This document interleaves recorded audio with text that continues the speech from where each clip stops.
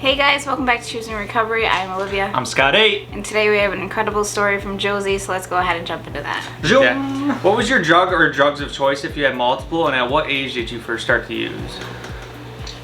So I started off with pain pills. I was 12 years old the first time I was prescribed Vicodin, and I remember it so vividly. I remember coming out of my room like, Mom, is this what it feels like to be high? I don't like this at all. Yeah. And then half an hour later, I'm in my room like, oh, this is pretty great. Yeah. And before I knew it, I was going through the medicine cabinet, drinking cough syrup with codeine, started drinking alcohol.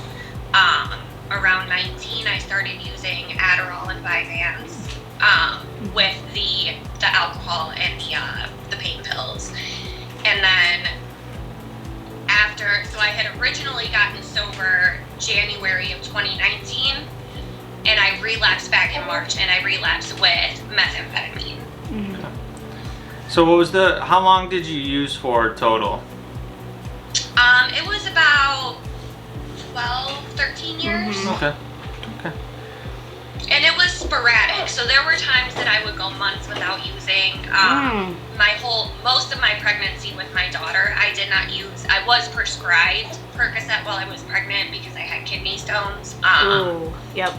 But other than that, like, it wasn't consistent until towards the end. Yeah. And then it was pretty much 2 years straight, not stop using. Yep. Yeah, it definitely progresses. You know, I just thinking back onto and hearing other people's stories, it's crazy to see like how fast and how far it progresses. You know, it's like that one time. And they always say it always gets worse, you know, even after the next one. It's always a constant chase. Who did your addiction affect? So that one, I tried preparing myself for this question, and it was really hard for me because I kept it a secret for so long. Most of the people in my life did not know that my addiction had gotten that bad until I started sharing my story on Facebook saying that I was sober. So I would have to say it affected my daughter more than anyone. And not so much when I was using. When I was using, I was the perfect mom. I was getting up early, making these extravagant breakfasts, and we were playing together. But when I wasn't using, it was, I can't get out of bed. I can't cook. I can't do anything without having a panic attack. And there were times that I would have to lock myself in the bathroom crying and screaming and hitting, like punching myself because I just couldn't handle it, and she'd be on the other side of the door screaming too. My best friend, I think it affected him a lot too. He's the only person that's been there for me through everything. I've known him almost a decade, and still to this day, he'll tell me how much it hurt him that he thought that he could save me, and the whole time he was just watching me waste away. Yeah. Now, what led you to get clean? My daughter, 100%. She needed me. Of course. I'm all she has. Her dad was not in the picture at the time. When I first decided to get clean, I was snorting a line of fentanyl every 2 hours, never knowing which one would be my last. Also knowing that if something were to happen to me, she would end up in foster care, and she deserves a much better life than that, and as her mom, I have to give that to her. Absolutely. And it's extremely strong that you decide you thought about someone other than yourself. It's huge, and it's hard. I don't say that in a mean way. That's hard to do. So I'm proud of you on that. How are you staying clean today? My higher power is honestly the biggest thing that's keeping me sober. A big part of the reason that I used the way that I did was insecurities and unresolved trauma, and you know, the stereotypical, I didn't really get the love that I needed as a kid, so I was trying to fill a void. So when I found my faith and got baptized and started reading the Bible and praying and all of that, I felt loved for the first time, and it helped me start to love myself, which I think is very important in recovery. Yep. You know, me and her are both, you know, we both have our higher powers. We don't hear that a lot on the channel because we're not necessarily a spiritual based channel, but we love to hear it because it's just a way for you to give your things away to something else. That way you're able to grow. Like she said it's the biggest part of the program. It is. What's your biggest accomplishment in your recovery? I'm gonna have to go back to loving myself. That is definitely, you know, my home environment growing up was not healthy whatsoever.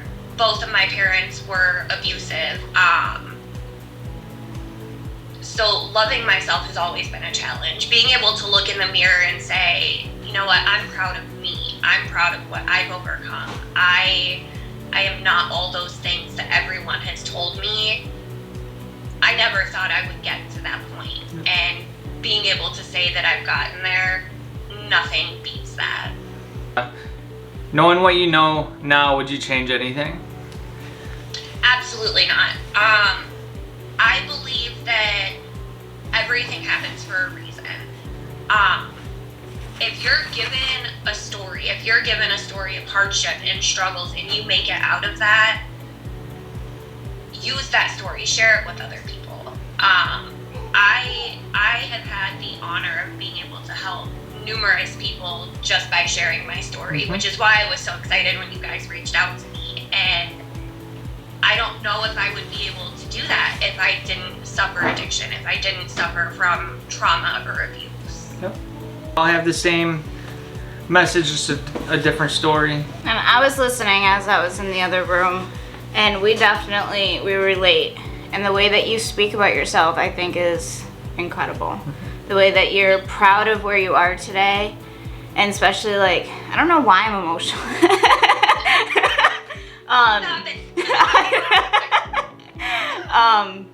But just what you went through and where you are standing today and how you speak about that, I think that is incredible and that inspires me. And I remember, I don't know why, I've only been like 3.5 years sober, but like I tend to forget about that, you know, and it's something to be proud of.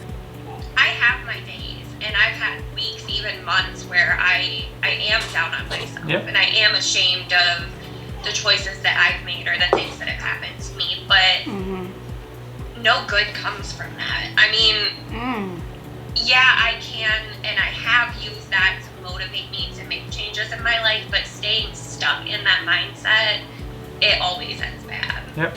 Now, if you could say something to someone who is still actively using, what would you say to that person? I would tell them that they are loved and that they absolutely deserve a better life, no matter what choices they've made in the past, no matter what has happened to them or what they've done. There's always hope. As long as there is breath in your lungs and a beat in your heart, there's no such thing as a lost cause. If you could say something to a family member of someone that struggles with addiction, what would you say to that family member? I would tell them that that's another hard one. Not to give up hope. That loved one that's still struggling, they don't have that hope themselves. They need for the people close to them to have that hope. But also, don't lose yourself trying to save that person.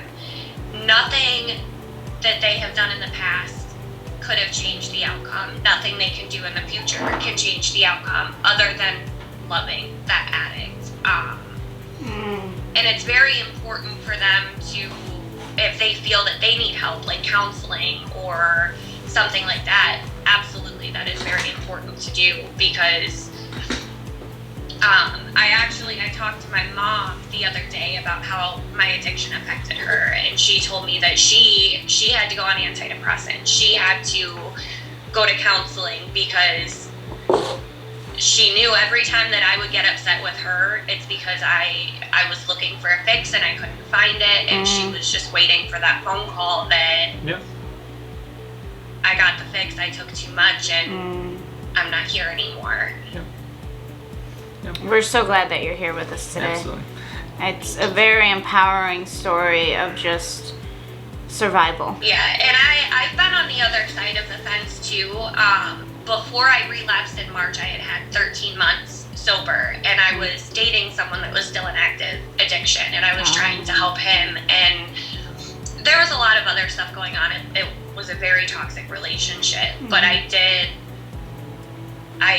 lose myself trying to help him, and that's ultimately what led to my relapse and my continued relapses. I relapsed 5 more times after that first time. So it is very important for anyone that loves an addict to educate themselves, to not blame themselves. As long as you are still breathing, there's no such thing as a lost cause. There is still hope.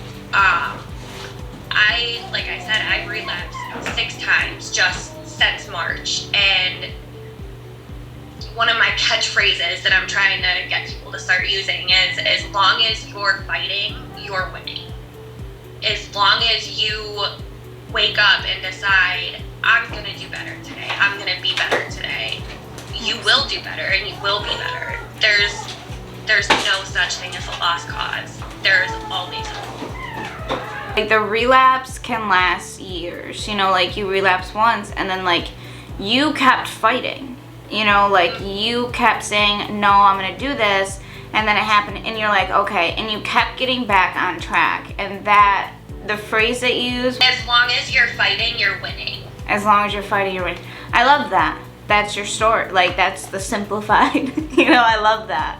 Absolutely. Yeah, the first time I relapsed, I was very hard on myself. I mean, 13 months to just throw that away,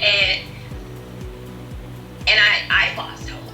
I think I used for 6 weeks after that, 6 weeks straight, which isn't a super long time, but when you have over a year clean, and you all of a sudden, I had no motivation to stop using again at that point. Like, if I can relapse after a year, maybe this sobriety shit isn't for me. But I started to see how it was affecting my daughter again, and I remembered, you know, all of the hope that I brought to other people while I was sober, and that's when I decided, you know, I have to give this another shot. I have to do it for me, I have to do it for my daughter, and I have to do it for the people that are still struggling. And it took me a while to get the hang of that, to keep that mindset of, I can do this. Yes, I fucked up, but it's never too late. And once I found that mindset, I am 100 days sober today, exactly. Woo! And this is the longest stretch of sobriety I've had since my relapse in March. Proud of you. Very proud of you. That's a story on its own self. That's a huge message on itself. The fact that people are like, oh, I relapsed and I was so ashamed and stuff, that hurts my heart so much. It hurts because it's like, don't let that stop you.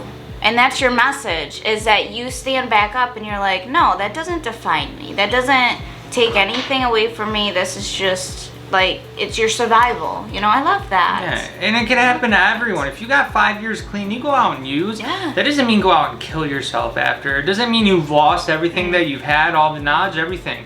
Get yourself back to where you were, though.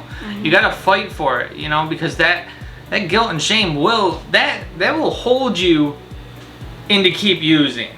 I do think it's important for people to know that feeling guilty and feeling that shame is completely normal. And that was one of the things I struggled with the first time I relapsed, was I have all these people telling me, oh no, don't be ashamed, it happens. Don't feel guilty, it happens. You can't really control those feelings. Not at all. But you can work through them. You can continue to fight despite those feelings. And the harder you fight, the faster those feelings go away. My first name is Josie. I have been sober since September 8th, 2020. Woo. And I am grateful for, honestly, the entire recovery community. Like, on TikTok, just everywhere. Like, Love it. I have never felt like I belonged until I found other people in recovery. Absolutely.